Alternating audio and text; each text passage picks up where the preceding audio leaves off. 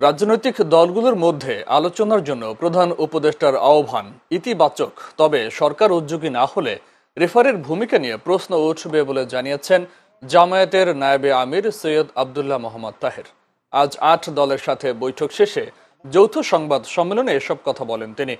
সৈয়দ আবদুল্লাহ মোহাম্মদ তাহের বলেন, উচ্চ কক্ষে পিআরের ব্যাপারে ৮ দলের সবাই জনগণ ও সরকার একমত।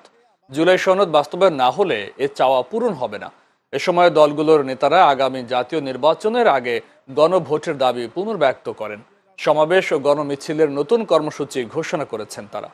উপদেষ্টা কমিটি যে সিদ্ধান্ত নিয়েছে সেটাকে আমরা স্বাগত জানাই, কিন্তু একটা বিষয় যোগ করতে চাই। কারণ হচ্ছে উপদেষ্টা পরিষদ যদি এটা মনে করে যে তাদের আর কোনো দায়িত্ব নাই, তারা কিছুই করবে না, দলগুলোই মিলে করবে, তাহলে এখানে একটা রেফারির অভাব হতে পারে। তো সেই জন্য আমি বলছি, আমরাও চেষ্টা করব উপদেষ্টা পরিষদের পক্ষ থেকে, বিশেষ করে চিফ অ্যাডভাইজার এখানে একটা রেফারির ভূমিকা পালন করবেন আগের মতো, এটা আমি আশা করি।